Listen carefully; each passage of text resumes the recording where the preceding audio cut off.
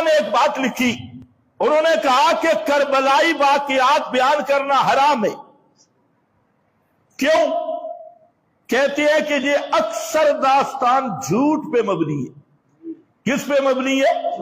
کذب اور بولو کذب اور جھوٹ پہ مبنی ہے۔ یہاں دو چار باتیں میں عرض کرتا ہوں۔ آج تو ماشاءاللہ آپ کے خطیب بھی رو رو کر بیان کر رہے ہیں، اور سچ میں وہ مزہ نہیں جس طرح جھوٹ میں ہے۔ ہاں، اب تم بھی خوش ہوتے ہو کوئی جھوٹ سنائے۔ تو یہ واقعہ، پہلی بات تو یہ ہے کہ اس واقعہ کے جو عینی شاہدین ہیں مردوں میں، وہ امام زین العابدین علی بن حسین، یہ واقعہ کربلا میں موجود تھے، عینی شاہدین میں سے تھے اور زندہ بچے۔ دوسرے حسن مثنیٰ، حضرت حسن کے بیٹے حسن مثنیٰ، اور تیسرے زید بن حسن، یہ تینوں حضرات واقعہ کربلا میں موجود تھے اور زندہ بچے، اور کربلائی داستانوں کے راویوں میں سے کسی ایک داستان کا راوی بھی ان تینوں میں سے کوئی نہیں۔ یہ ذرا چند نکات ذہن میں رکھ لو، جو نوجوان بیٹھے ہو نا، میڈیا والے، فیس بک والے، تم بھی سنو۔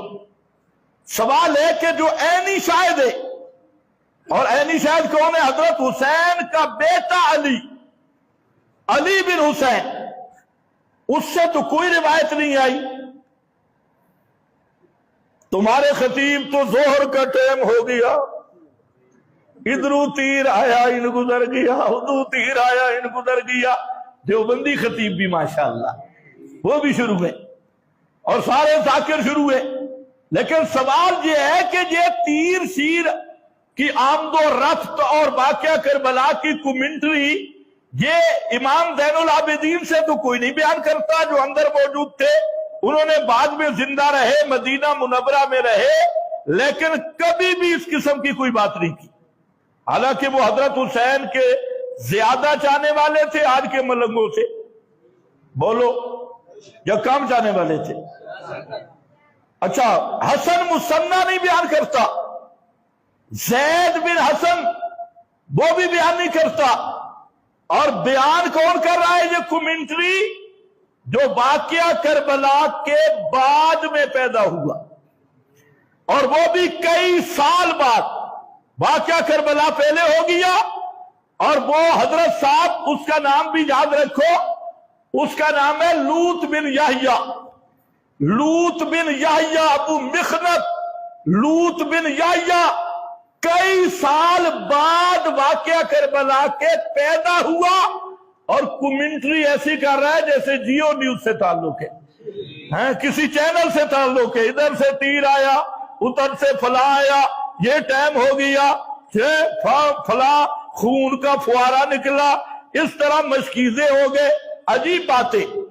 ابو مخنف لوط بن یحییٰ، اس کی کتاب مقتل الحسین میرے پاس موجود ہے، اور وہ بھی تضادات کا مجموعہ، اور اسی سے آگے طبری نے لیا، اسی سے ابن کثیر نے لیا، اسی سے باقی محرخین نے لیا۔ تو واقعہ کربلا کا واحد راوی وہ ہے، واقعہ کربلا پہلے ہوا اور راوی صاحب بعد میں پیدا ہوا۔ اب وہ راوی بن گیا جو کربلا میں موجود ہی نہیں تھا۔ تو اب یہ کربلا کی پوری کومنٹری کس نے بیان کی؟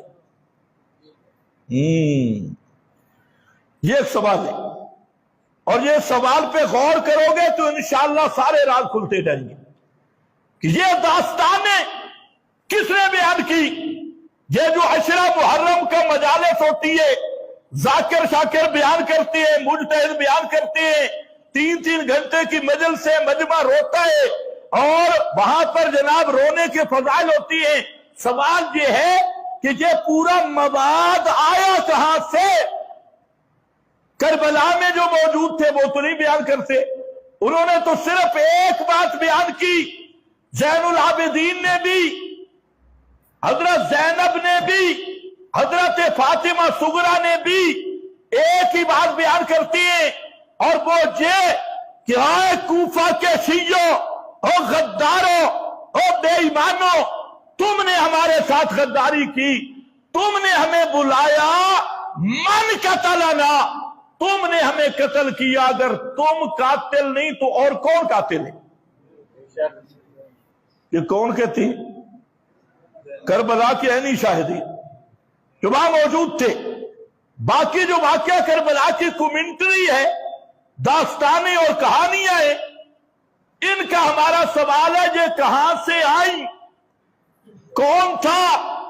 قافلہ حسینی تم کہتی ہو وہ شہید ہو گیا اور اس سے یہ افراد بچے، اور مقابل کون تھے؟ زیادی اور وہی شیعان کوفہ، خط لکھنے والے بے ایمان۔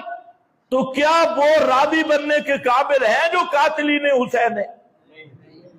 ہوں گے تو سکا راوی، سچے راوی بن گئے۔ تو یاد رکھو، اگر اس بات کو سمجھ گئے تو خدا کی قسم پورا کربلا سمجھ آ جائے گا۔ واقعہ کربلا کے ذمہ دار وہی غدار ٹولہ ہے جو اس وقت سے لے کے آج تک کس واقعہ سے فائدہ اٹھا رہا ہے۔ اس وقت سے آج تک کس فرقہ کو فائدہ ہوا؟